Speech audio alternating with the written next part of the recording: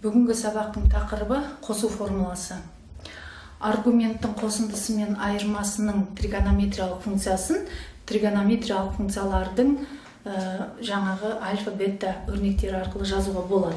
Мысалы, синус альфа плюс бета, яғни аргументтің қосындысының тригонометриялық функциясын осы бұрыштардағы тригонометриялық функциялар арқылы өрнектеуге болады. Бұл өрнекті қалай өрнектейміз? Есімізде сақтау үшін синус альфа косинус бета. Синус альфа косинус бета. Таңба екі өрнектің арасында плюс болса, біз мына жаққа да плюс қоямыз. Енді жаңа синус альфа аргументімен косинус бета аргументімен өрнектелсе, енді екеулерінің орны ауысады. Синус альфа косинус бета, енді керісінше косинус альфа синус бета болады. Енді синус альфа минус бета болса, бұл формуланың біріншісінен айырмашылығы мына жерде екі аргументтің қосындысының синусы, енді екі аргументтің айырмасының синусы.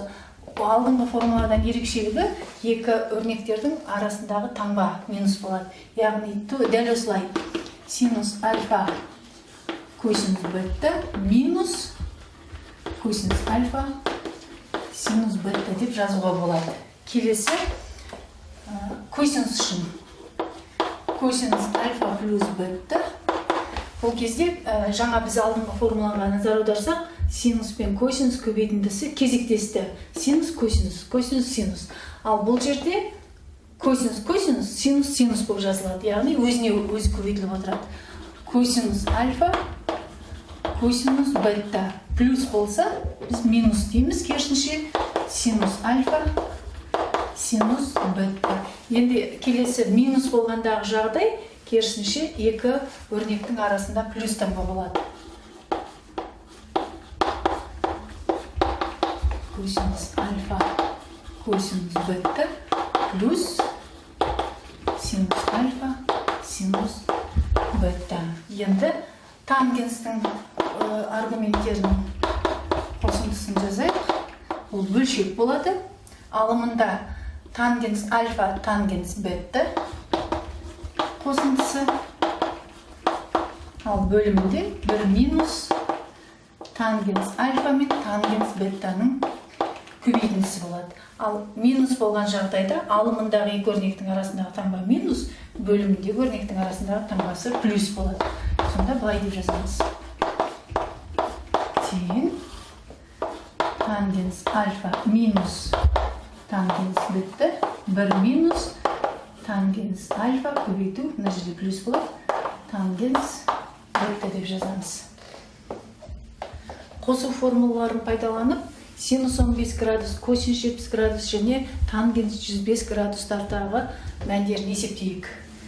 Бірінші синус 15 градустың мәнін есептеу үшін біз өзіміз білетін 30, 45, 60 градустардың көмегімен 15 градусты өрнектеп аламыз. Яғни синус егер 45 градус минус 30 градус деп жазсам, 45 градустан 30 градусты азайтсам 15 градустың өзі шығады.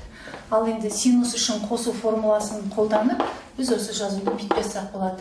Минус болып тұр, синус болып тұр. Яғни синустың аргументтердің айырмасы.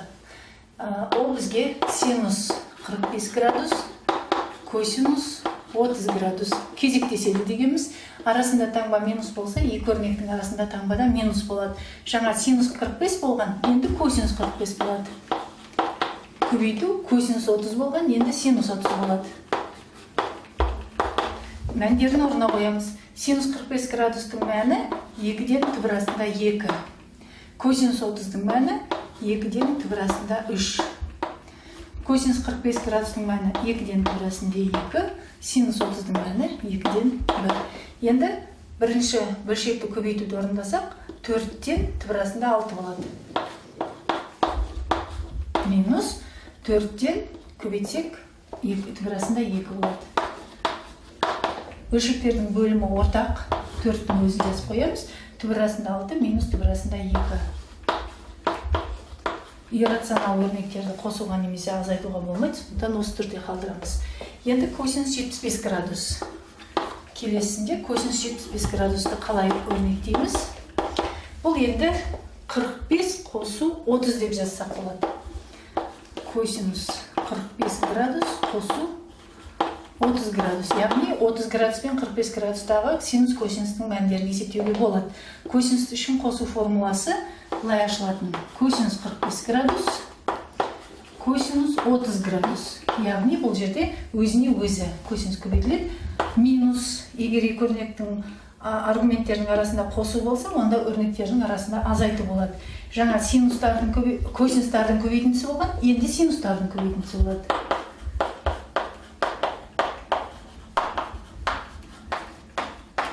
Енді мәндерін орнына қоямыз. Косинус 45 градустағы мәні 2-ден түбірасында 2.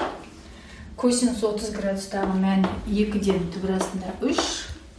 Синус 45-те 2-ден түбірасында 2. Синус 30-да 2-ден 1. Олай болса 4-ден түбірасында 6 болады. Минус 4-ден түбірасында 2 болады. Тура алдыңғы мысалдың жауабымен бірдей шықты. 4-ден бөлшектердің алымдарын азайта саламыз. Ал енді келесі тангенс 105 градусты өздерің есептеп көріңдер. Қосу формуласын қолданып, косинус альфа плюс бетта өрнегінің мәнін табыңдар дейді.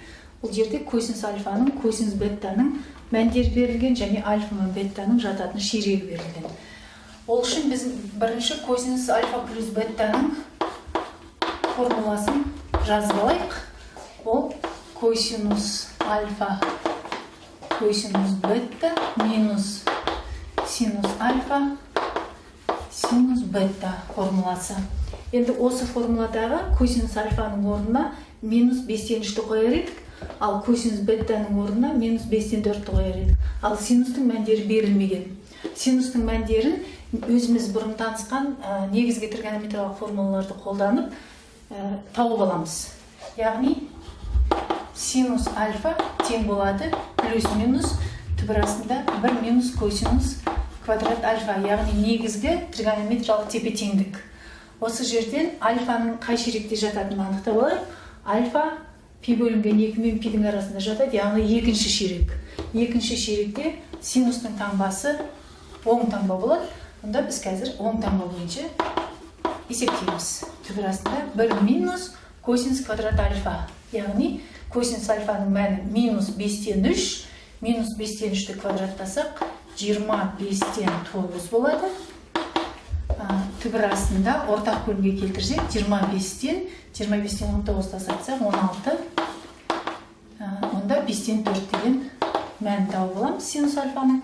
Енді дәл осылай синус беттаны анықтап алайық.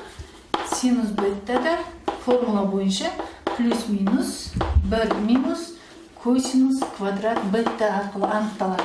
Енді беттаның қай аралықта жатқанын анықтайық. Ол пи мен 3 бөлінген 2-ның арасында жатады.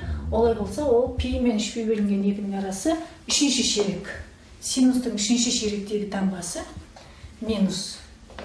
Сонымен синус бетта тең минус 1 минус косинус квадрат бетта.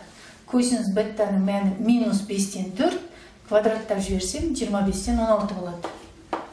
25-тен 16.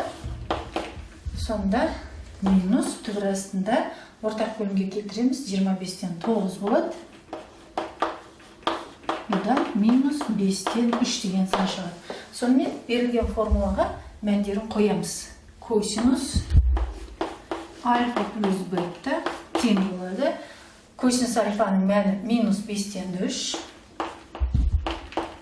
Көбейту. Косинус беттаның мәні минус 5-тен 4. Формуланың минусы. Енді синус альфаның мәні 5-тен 4. Көбейту. Синус беттаның мәні өзіміз тауып алғанбыз минус 5-тен 3. 5-тен 3. Сонда минус 5-тен 3-ті минус 5-тен 4-ке көбейтсек, екі теріс санның көбейтіндісі оң сан. 5-ті 5-ке көбейтсек 25. 3 жерде 4-ін 12 деп жазамыз. Қосу себебі минус 5-тен 4-ті минус 5-тен 3-ке көбейтсең, ектер саны көбейтіндісі оң сан болады. 25-тен 12 болады. 25-тен 12. Ортақ бөлімі 25. Өзін жазамыз. Алымындағы 12-ні екінші бөлшектің алымындағы 12-ке қоссақ 24. Яғни альфа плюс бета өрнегінің мәні 25-тен 24-ке тең болады.